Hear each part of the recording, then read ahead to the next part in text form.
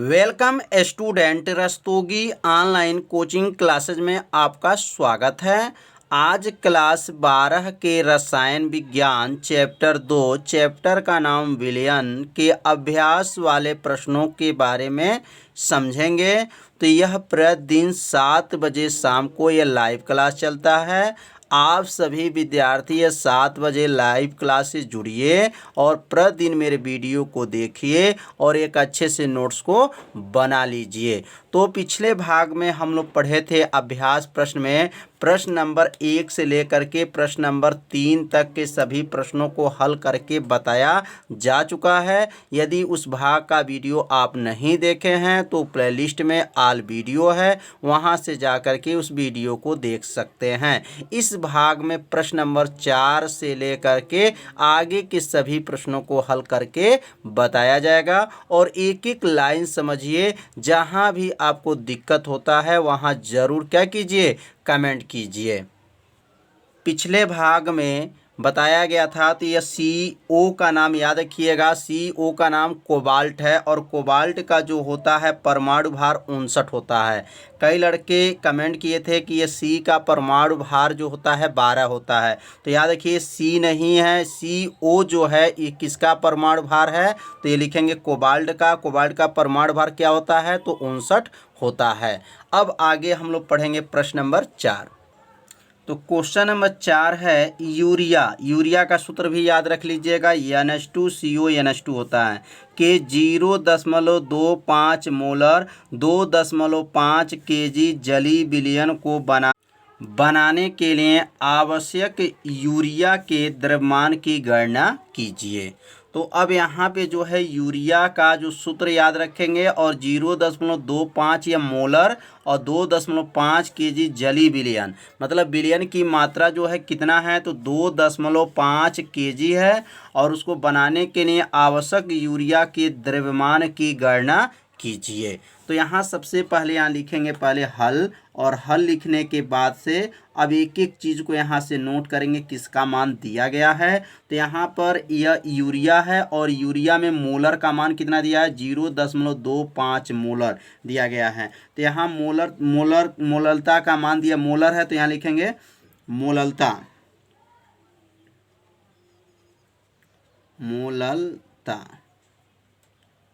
मोललता का मान कितना है, तो 0.25 मोलर लिख देंगे। तो मोललता का मान 0 कितना है, 2.5 है। यहाँ नोट करने के बाद से अब किसका मान दिया गया है, तो 2.5 kg। तो 2.5 kg ये किसका मान है, तो विलयन को भार है। तो यह W बराबर लिखेंगे यहाँ पर 2.5 kg। अब ये kg को हटा देंगे, ग्राम में लाएंगे, तो 2.5 गुणे 1000 से जब गुणा कर लेंगे तो वह क्या हो जाएगा, 1000 से जब गुणा करेंगे तो एक 0 से इसका दशमलव हट जाएगा, 100 से गुणा कर लिया जाएगा तो क्या हो जाएगा, 25 में 100 का गुणा करेंगे तो कितना हो जाएगा, 2500। एक 0 से दशमलव हटाएंगे 25 में 100 का गुणा कर लेंगे 2500। तो यहाँ भार कितना हो गया, 2500 ग्राम। पहले किस में था, केजी में था, अब किस में ला दिया गया है, तो ग्राम में मान को लाया गया है।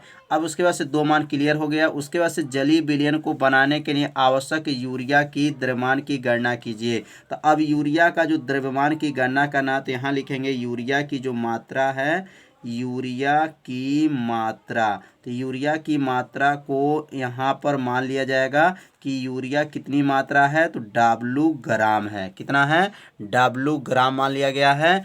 अब यहाँ जो है यूरिया का जो है, यूरिया का सूत्र क्या है, तो NH2CO NH2 का अणुभार निकालेंगे, लिखेंगे का अणुभार। अब यहाँ अणुभार कैसे निकलेगा, एक एक लाइन को समझिए। जहाँ भी दिक्कत है अणुभार निकालने में वहाँ आप लोग क्या कीजिए, कमेंट कीजिए। तो यहाँ अणुभार कैसे निकलेगा, तो N का मतलब नाइट्रोजन, और नाइट्रोजन का क्या होता है परमाणु भार, तो नाइट्रोजन का होता है 14 प्लस, और H का क्या होता है 1 गुणे 2, क्योंकि इसमें 2 है इसने 2 से गुणा कर देंगे। अब उसके बाद से सी। अब यहाँ सी, अब देखिए सी और ओ जो है, तो यह जो है किसका है, कार्बन है, और यह क्या है, ऑक्सीजन है। तो यहाँ लिखेंगे कार्बन का क्या होगा, तो कार्बन का होगा 12 और ऑक्सीजन का क्या होगा 16। अब है एन का क्या होगा, तो 14 प्लस प्लस लिख करके यहाँ पर 2 गुणे, अब यहाँ 1 लिख देंगे क्योंकि हाइड्रोजन का 1 होता है। एक बार और रिवीजन करते हैं, एन का 14 होता है, एच में यहाँ 2 से गुणा है, दो एक एक गुणे 2 कर लेंगे, सी का 12 होगा, ओ का 16 होगा, एन का 14 होगा, 2 गुणे 1 कर लेंगे। तो ये लाइन समझ में आ गया होगा कैसे अणुभार को निकाला गया है। अब यहाँ पे बराबर करेंगे और यहाँ लिखेंगे 14 प्लस 2 एक का नम 2 प्लस, फिर लिखेंगे 12 प्लस 16 प्लस 14 प्लस 2 एक का नम 2। अब इस सबको जोड़ेंगे तो जोड़ने पर कितना आ जाएगा, तो आप लोग जोड़ लीजिएगा। अणुभार को यम से प्रदर्शित करते हैं तो अणुभार कितना आ जाए, जोड़ने पर 60 आ जाएगा। कितना आ जाएगा, 60 आ गया। तो यहाँ पे हमारा कितने मान क्लियर हो गए। पहला ध्यान दीजिए, मोललता का मान दिया है, डब्लू का मान दिया गया था केजी में, तो भार में ग्राम में निकालेंगे। यूरिया की मात्रा पूछा जा रहा है तो यूरिया की मात्रा हमने क्या मान लिया है, डब्लू ग्राम मान लिया है, और यूरिया का जो अणुभार कितना निकला है 60। अब यहाँ लिखेंगे विलायक की मात्रा, क्या लिखेंगे, विलायक की मात्रा। तो विलायक की मात्रा का सूत्र क्या होगा, तो विलायक की मात्रा कैसे निकालेंगे, तो विलायक की मात्रा बराबर हो जाएगा विलयन की मात्रा। ध्यान दीजिएगा, विलयन की मात्रा या विलयन माइनस लिख सकते हैं, विलयन माइनस विलय, विलयन माइनस क्या लिख देंगे, विलय। तो किसकी मात्रा निकालना है, तो यहाँ पर विलायक की मात्रा, विलायक की मात्रा किससे दिखाएंगे, तो डब्लू से दिखाएंगे बराबर। विलयन की मात्रा कितना निकला था, तो विलयन की मात्रा 2500 ग्राम निकला था, 2500 ग्राम, ये विलयन की मात्रा निकल गया। माइनस विलय की मात्रा, विलय मतलब यूरिया की मात्रा कितना माने हैं, तो डब्लू माने हैं, डब्लू ये छोटा मानिएगा और ये बड़ा है, ध्यान दीजिएगा। ये 2500 माइनस डब्लू कहाँ से आ गया, तो विलायक की मात्रा बराबर होगा विलयन, विलयन में से विलय को घटा देते हैं तो विलायक की मात्रा हमें निकल जाता है। तो डब्लू बराबर 2500 माइनस डब्लू हो जाएगा। अब यहाँ पे सूत्र लिखेंगे। अब यहाँ सूत्र किसका लिखेंगे, तो मोललता का सूत्र यहाँ पे नोट करेंगे और मोललता के मान में भरेंगे। तो यहाँ मोललता का सूत्र होता है, मोललता बराबर आप लोग पढ़े होंगे, अभ्यास में बताया गया है। यदि आप नहीं जानते हैं तो आप लोग थ्योरी वाले प्रश्नों को जरूर देखिए। मोललता का सूत्र होता है डब्लू बटा, यहाँ डब्लू बटा हो जाएगा यम, और यहाँ होगा बड़ा डब्लू और गुणे क्या होगा 1000।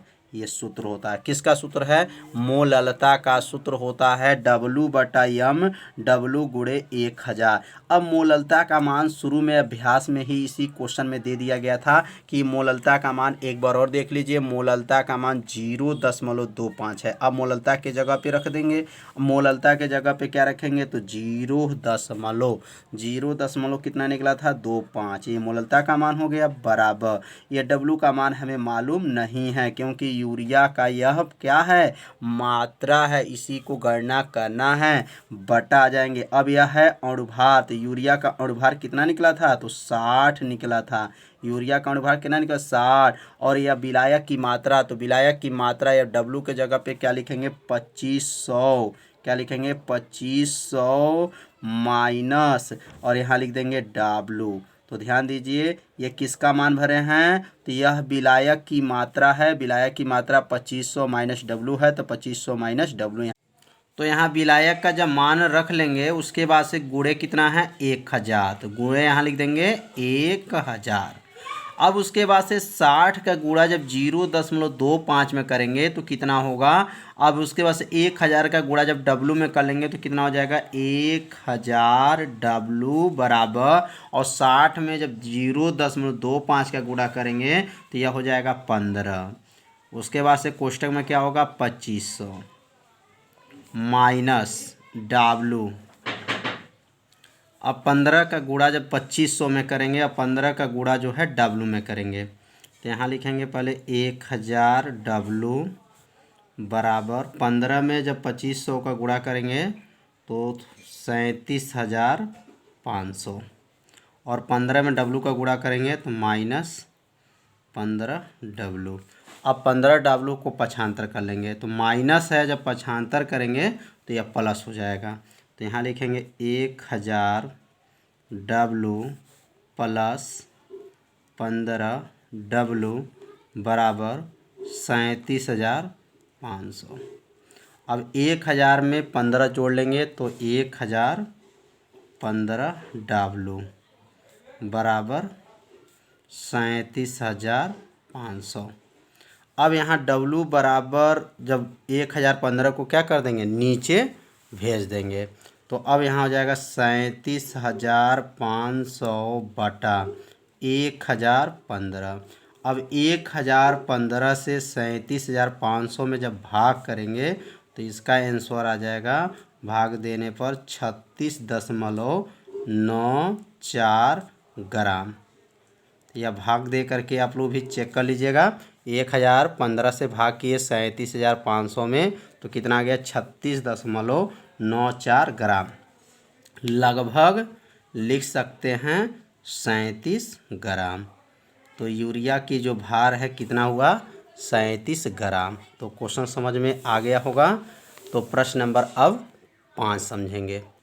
तो क्वेश्चन नंबर 5 है 20 ग्राम W/W जलीय पोटेशियम आयोडाइड का घनत्व 1.202 ग्राम मिलीलीटर का इन्वर्स हो तो पोटेशियम आयोडाइड विलयन की, पहला क्वेश्चन मोलरता मोल अंश की गणना कीजिए। तो इसमें 3 प्रश्न हैं, एक एक प्रश्न को अच्छे से समझा जाएगा और जहाँ भी दिक्कत हो वहाँ तुरंत क्या कीजिए, कमेंट कीजिए। तो यहाँ सबसे पहले दिया गया 20% जलीय पोटेशियम आयोडाइड दिया गया है। तो यहाँ पे पहले लिखेंगे हल और 20% का मतलब समझेंगे। तो यहाँ लिखेंगे 20% मांस बटा मांस, मतलब द्रव्यमान बटा द्रव्यमान का अर्थ है कि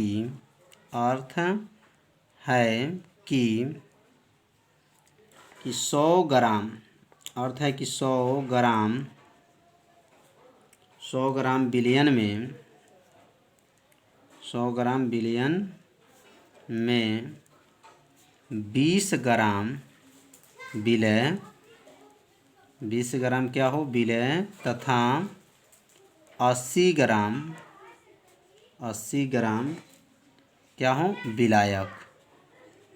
विलायक होंगे। तो 20% का अर्थ हो गया कि अगर ये विलयन 100 ग्राम का है तो 20 ग्राम विलय होगा और 80 ग्राम क्या होगा, विलायक होगा। तो अब यहाँ पे अब पहला क्वेश्चन यहाँ पर हल करेंगे। तो पहले यहाँ 1 लिख लेंगे और लिखेंगे यहाँ पर मोललता के लिए पहले मोललता को हल करेंगे, उसके बाद से मोलरता की गणना करेंगे। तो मोललता के लिए क्या होगा नियम और क्या क्या इसमें दिया गया है। तो यह 20 ग्राम क्या है, जलीय, तो इसका मतलब जो है विलय का भार जो है कितना ग्राम है, तो 20 ग्राम है। विलय का भार कितना, 20 ग्राम। और विलायक का भार क्या होगा, तो यह हो जाएगा 80 ग्राम। दोनों जोड़ेंगे कितना हो जाएगा, 100 ग्राम। उसके बाद से के आई का मतलब पोटेशियम आयोडाइड का अणुभार। पोटेशियम आयोडाइड का अणुभार कितना होगा, अणुभार किससे गणना करते हैं, यम से प्रदर्शित करते हैं। आई का जो है नाम आयोडाइड है, आयोडीन, और के का नाम है पोटेशियम। तो पोटेशियम का परमाणु भार कितना होता है, तो 39 होता है प्लस, और आयोडीन का कितना होता है, तो 127 होता है। अब 127 और 39 को जोड़ लेंगे तो कितना हो जाएगा, 166 हो जाएगा। यहाँ पे लिखेंगे 166। अब इसका अणुभार जो हुआ 166 हो गया। अब यहाँ पे जो है सूत्र लिखेंगे। अब ये लिखेंगे मोललता का सूत्र क्या होता है, तो मोललता बराबर होता है, मोललता बराबर W/M और होता है बड़ा W और गुणे क्या होता है, 1000।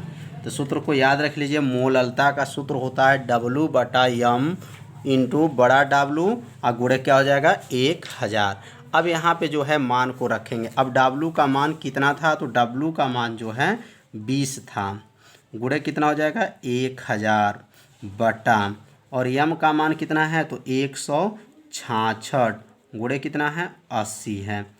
तो समझ में आ रहा होगा। अब यहाँ से एक जीरो से एक जीरो को इसको काट दीजिए। अब जो है ऊपर क्या हो जाएगा, 2 का गुणा जब 1000 में करेंगे तो ये कितना आ जाएगा 2000 हो गया बटा, और 166 का गुणा जब 8 में कर लेंगे तो 1328 हो जाएगा। कितना होगा 1328। अब 1328 में जब 2000 का क्या करेंगे, भाग कर देंगे तो आंसर आ जाएगा 1.50 मोल प्रति क्या होगा किग्रा। ये किसका मात्रक है, तो यह मात्रक है मोललता का। तो मोल प्रति किग्रा इसका मात्रक आ गया। तो मोललता की गणना समझ में आ गया होगा कि यहाँ W का मान भरना है, और यहाँ पर जो है गुणे 1000, और यहाँ M का मान मतलब अणुभार, और यह जो है W का मान जो विलायक का जो है भार है, जीरो से जीरो को काट देंगे, 2 का गुणा जब 2 में करेंगे तो 2000, और इसका 166 का गुणा किस में करेंगे 8, तो 1328, और 1328 में जब 2000 को भाग कर देंगे तो 1.50 मोल प्रति किग्रा। अब इसका दूसरा क्वेश्चन मोलरता की गणना करेंगे। अब यहाँ ख क्वेश्चन के लिए लिखेंगे, जब पहला क्वेश्चन क जो था मोलरता था, अब इसमें मोलरता निकालेंगे। तो मोलरता के लिए ध्यान देंगे, पहले मोलरता का सूत्र क्या होता है। तो मोलरता के लिए, और मोलरता का जो सूत्र होता है, यम बराबर होता है W बटा यम भी होता है। याद रखिएगा W बटा क्या होता है, यम भी का नाम क्या है आयतन। और ये क्वेश्चन में पहले देख लेंगे आयतन दिया है कि नहीं दिया गया है, क्वेश्चन पे एक बार रिवीजन करेंगे।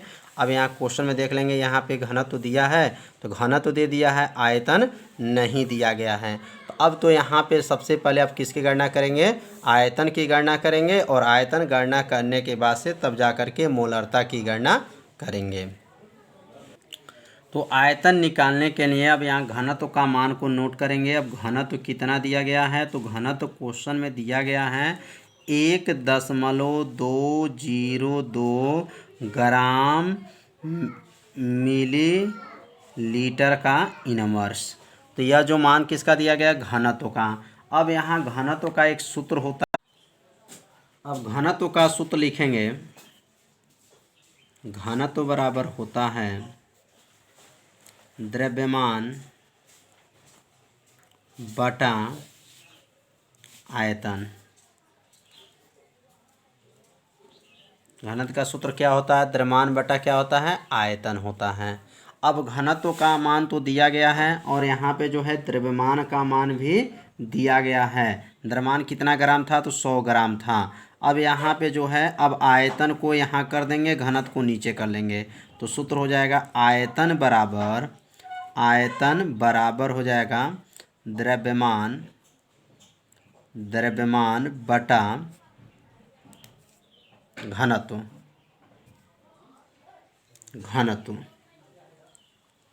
तो आयतन का सूत्र क्या हो गया, द्रव्यमान बटा घनत्व। अब यहाँ आयतन का मान नहीं मालूम है, तो यहाँ पे लिखेंगे आयतन बराबर द्रव्यमान। तो द्रव्यमान का मान क्या दिया गया था क्वेश्चन में, तो द्रव्यमान जो है 100 ग्राम है, और घनत्व का मान यहाँ पे दिया गया है 1.202। अब 1.202 में किससे भाग करेंगे, 100 में भाग कर देंगे, तो आयतन भी का मान कितना आ जाएगा, तो 83.195 ml हो जाएगा। तो यह भाग करके आप लोग चेक कर लीजिएगा कि 83.195 ml आया कि नहीं आया। अब समझिए आयतन का मान हमें निकल गया। जब आयतन का मान निकल जाएगा तो हमको किसको गणना कर लेंगे, मोलरता की गणना हो जाएगा। अब यहाँ सूत्र लिखेंगे मोलरता का। तो मोलरता का सूत्र क्या होता है, मोलरता का सूत्र होता है W बटा यम भी गुणे 1000। अब यहाँ मान भरेंगे। W का मान कितना दिया गया था, तो W का मान जो है 20 था, और यहाँ पे गुणे 1000 हो जाएगा बटा यम का मान, तो यम का मान मतलब अणुभार कितना था 166, और आयतन अभी को निकला है कितना 83.195। अब इसका गुणा करेंगे, जब 20 का गुणा जब 1000 में कर लेंगे तो यह हो जाएगा 20,000, 20,000 हो गया बटा, और 166 का गुणा इसमें कर लेंगे, दोनों में गुणा होगा 83.195 में गुणा करेंगे तो ये गुणा करने पाएगा 1381.037। इसका गुणा करके आप लोग चेक कर लीजिएगा। अब इससे जो भाग कर देंगे 20,000 में, तो जब 20,000 में भाग करेंगे तो आंसर आ जाएगा 1.44, और यहाँ मात्रा क्या हो जाएगा मोल प्रति लीटर। ये क्या हो जाएगा आंसर। तो मोलरता की गणना भी समझ में आ गया। और इसके पहले हम लोग किसकी गणना की है, मोलरता की। अब इसमें लास्ट क्वेश्चन है मोल अंश की गणना करना है। तो अब यहाँ पे लिखेंगे, अब यहाँ मोल अंश गणना करने के लिए पहले विलय का मोलों की संख्या और उसके बाद से विलायक के मोलों की संख्या और तब जा कर के मोल अंश की गणना करेंगे। अब यहाँ लिखेंगे विलय के लिए, किसके लिए, विलय के लिए। तो विलय के लिए यहाँ नोट करेंगे, तो यहाँ देखेंगे विलय में कितना भार है और अणुभार कितना है। तो यहाँ लिखेंगे यन बराबर, या सीधे लिख देंगे, सूत्र लिख देंगे, यन बराबर होता है W/M, मतलब विलय के मोलों की संख्या भार बटा अणुभार होता है। अब यहाँ लिख देंगे यन बराबर W कितना था, तो 20 था, और अणुभार कितना था, तो 166 था। अब 166 में जब 20 का भाग दे देंगे तो 0.12 आ जाएगा। तो ये तो समझ में आ गया यन का मान। अब यहाँ लिखेंगे विलायक के लिए, किसके लिए लिखेंगे, विलायक के लिए। एक बार विलय के लिए, एक बार विलायक के लिए। तो अब विलायक के लिए भी मोलों की संख्या की गणना करेंगे। तो अब इसका सूत्र लिख लेंगे। विलायक के लिए लिखने के बाद से मोलों की संख्या यन बराबर क्या होता है, तो W बटा क्या होता है, यम होता है। और W अब कितना है यहाँ पर, तो यह विलायक कितना ग्राम था, तो 80 ग्राम था, और अणुभार कितना है, तो 166 है। अब इसमें जो है 166 से क्या कर देंगे, भाग कर देंगे। अब यहाँ भाग करेंगे, जब 80 में 166 से भाग करेंगे तो भाग देने पे कितना आंसर आ जाएगा, 4.44 आ जाएगा। तो ये किसका संख्या आ गया, यह है विलायक के मोलों की संख्या, और यह है जो विलय के मोलों की संख्या। अब विलय का मोल प्रभाज का सूत्र लिखेंगे। अब लिखेंगे विलय का मोल प्रभाज। तो विलय का मोल प्रभाज का सूत्र क्या होता है, यहाँ पे नोट करेंगे। तो मोल प्रभाज भी लिख सकते हैं या मोल अंश भी लिख सकते हैं। तो सूत्र क्या होता है, यन बटा यन प्लस यन। ये किसका सूत्र है, तो विलय के मोल अंश का सूत्र है। अब यहाँ मान रखेंगे, यन का मान कितना आया था, तो यन का मान 0.12 आया था, और फिर यन का मान 0.12 है, प्लस 4.44 है। अब यहाँ क्या हो जाएगा 0. अब यहाँ लिखेंगे 0.12 बटा, अब ये दोनों को क्या करेंगे, जोड़ेंगे। तो जोड़ने पे 4.56 आ जाएगा। अब यहाँ से यह दोनों का दशमलव तो बराबर है, दशमलव को भी हटा देंगे। तो इसे भाग जब देंगे तो भाग देने पे आंसर आ जाएगा 0.0263। यह भाग दे करके इसको चेक कर लीजिएगा। भाग देने में कितना आएगा 0.0263। तो ये किसका मान आ गया, तो विलय का मोल अंश का मान निकल गया। तो मोल अंश निकालने से पहले दो बातों को ध्यान देना रहता है। पहले विलय के मोलों की संख्या और विलायक के मोलों की संख्या का गणना कर लेंगे, और इसके बाद सूत्र में भर देंगे। अब भर करके हल कर देंगे तो किसका मान निकल जाएगा, विलय का मोल अंश का मान निकल जाएगा। अब हम लोग निकालेंगे विलायक के मोल अंश। तो क्वेश्चन में विलायक का मोल अंश की गणना नहीं करना है, केवल हमें विलय का ही मोल अंश की गणना करना था। तो आपको इतना ही क्या हो जाएगा, आंसर हो जाएगा। अगर विलायक का मोल अंश का मान निकालना चाहते हैं तो सूत्र यहाँ पे बड़ा यन हो जाएगा, बस छोटा यन के जगह क्या हो जाएगा बड़ा यन, और यन प्लस यन, ये नीचे ये वाला जो सूत्र है यह रहेगा, केवल यन का जगह पर बड़ा यन हो जाएगा, मान भर करके निकाल सकते हैं। इस क्वेश्चन में विलायक का मूल अंश का मान की गणना नहीं करना है। तो यह प्रश्न नंबर जो है 5 आपको पूरा अच्छे से समझ में आ गया होगा। ये क्वेश्चन थोड़ा सा बड़ा है, एनसीईआरटी प्रश्न थोड़ा सा टफ होता है। तो आप लोग इस वीडियो को एक बार 2 बार वीडियो को जब देख लेंगे और अपने कॉपी में जब नोट करेंगे तो पूरा समझ में आ जाएगा। तो क्वेश्चन नंबर 6 जो है, यह क्वेश्चन बहुत ही आईएमपी है, क्योंकि ये क्वेश्चन कई बार पेपर में आ चुका है।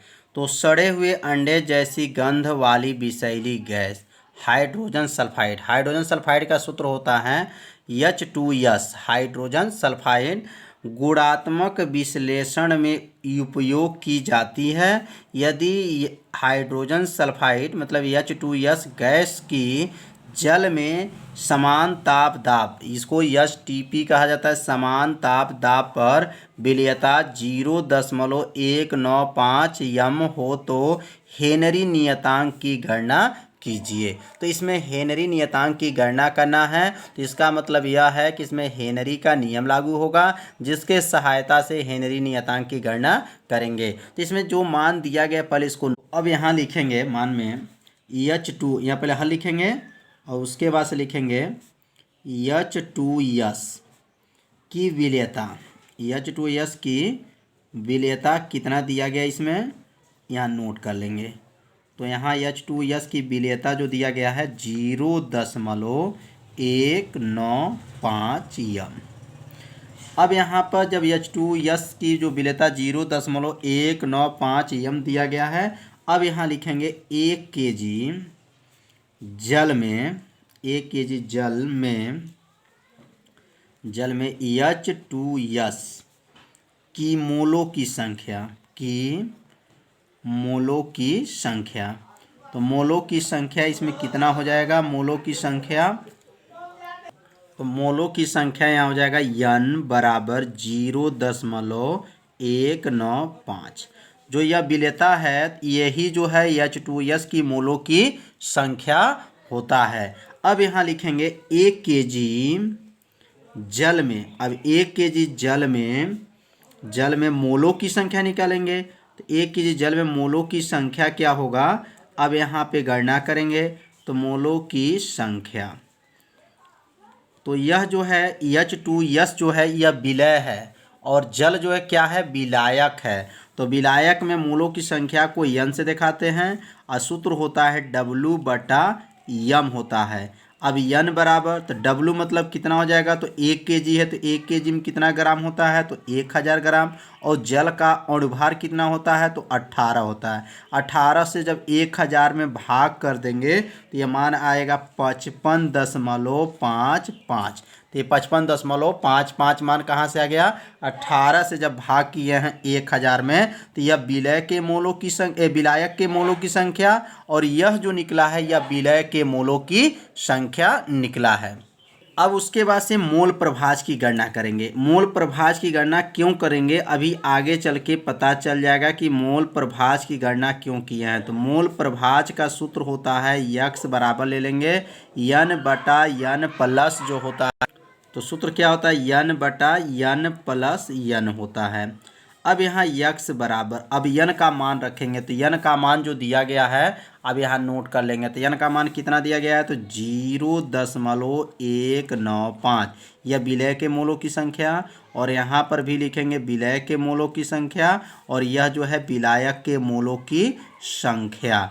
अब यहाँ यक्स बराबर 0. यहाँ पर 195 बटा, अब ये दोनों को क्या करेंगे, जोड़ लेंगे, और जोड़ लेंगे तो कितना आएगा, जोड़ने पर आ जाएगा 55.745। अब ये 55.745 से जब इसमें भाग कर देंगे तो यक्स बराबर मतलब मोलों की संख्या कितना आ गया, 0.0035। ये भाग दे करके आप लोग चेक कर लीजिएगा, इससे इसमें भाग करेंगे तो 0.0035। यह किसका संख्या आ गया है, तो मोल प्रभाज, किस मोल का, तो लिखेंगे यह विलय के मोल प्रभाज का मान आ गया है। अब यहाँ STF मतलब समान ताप दाब पर कितना मान दिया गया है, तो इसको लिखेंगे STP, समान ताप दाब पर, आपका समान ताप दाब इस पर कहेंगे, दाब पर, समान ताप दाब पर दाब क्या दिया गया है, तो दाब जो दिया गया है इसको लिखेंगे P बराबर, क्वेश्चन में कितना दिया गया है, तो क्वेश्चन में आपका समान ताप दाब पर विलेयता दिया गया था। तो याद रखिएगा समान ताप दाब जो होता है वह कितना होता है, याद रखना है 0.987 आपका बार होता है। याद रखे रहिएगा कितना होता है, समान ताप दाब कितना होता है, तो P बराबर 0.987 बार होता है। अब यहाँ हेनरी का सूत्र लिखेंगे, तो हेनरी का सूत्र अभ्यास में बताया गया है। हेनरी का नियम, तो हेनरी का नियम क्या होता है अब यहाँ पे लिख लेंगे और उसके बाद से हेनरी नियतांक की गणना करेंगे। तो हेनरी नियतांक का सूत्र होता है P बराबर KH गुणे यक्स, ये सूत्र होता है। तो P का क्या नाम है, तो ये तो आपको दाब हो जाएगा, और KH का नाम क्या है, तो हेनरी नियतांक है, और यक्स का नाम क्या है, मोल प्रभाज है। तो अब मोल प्रभाज को समझ में आ गया होगा क्यों यहाँ मोल प्रभाज इसके ऊपर निकाले हैं। अब यहाँ पे इसको या लिखेंगे और या लिख करके इसको सूत्र को बनाएंगे। तो KH इंटू यक्स बराबर क्या होगा, P। तो KH बराबर क्या होगा, तो KH बराबर P बटा में किसको भेज देंगे, यक्स को। तो अब किसका सूत्र बन गया, हेनरी नियतांक का सूत्र बन गया। अब यहाँ पे इसका मान भर देंगे, तो KH बराबर P का मान कितना दिया गया है, तो P का मान 0.987 बटा, और यक्स मतलब मोल प्रभाज का मान दिया गया है, कितना दिया गया है 0.0035। अब यहाँ से इससे इसमें जो क्या करेंगे, भाग कर देंगे। भाग देने पे जो आंसर आएगा वही क्या हो जाएगा, हेनरी नियतांक हो जाएगा। तो भाग देने पर आएगा 282 बार आएगा। कितना आएगा, 282 बार। ये किसका मान आ गया, तो हेनरी नियतांक का मान आ गया। तो समझ में आ गया होगा कि हेनरी नियतांक कैसे गणना किया गया। तो इसे एक बार जरूर रफ पर दोबारा लगाइए, जिससे क्या होगा, आपको अच्छे से समझ में आ जाएगा। तो प्रश्न नंबर 6 भी आपको अच्छे से समझ में आ भी गया होगा। यदि नहीं आया है तो उसे एक बार और रिवीजन कीजिए, वीडियो को एक बार और देखिए, जिससे क्या होगा, आपको अच्छे से समझ में आ जाएगा। तो आज जो है प्रश्न नंबर 6 तक ही बताया जाएगा, और कल के वीडियो में प्रश्न नंबर 7 से लेकर के आगे के प्रश्नों को बताया जाएगा। तो आप लोग प्रतिदिन ये 7 बजे लाइव क्लास से जुड़िए और मेरे वीडियो को देखिए, और चैनल को सब्सक्राइब भी कर लीजिए, और बेल आइकन घंटी को ऑप्शन को क्या कर लीजिए, ओके कर लीजिए, जिससे कोई भी वीडियो को अपलोड किया जाए तो उसका मैसेज तुरंत आपके पास पहुंच जाए। तो कल शाम को 7 बजे मिलेंगे, तब तक के लिए नमस्कार।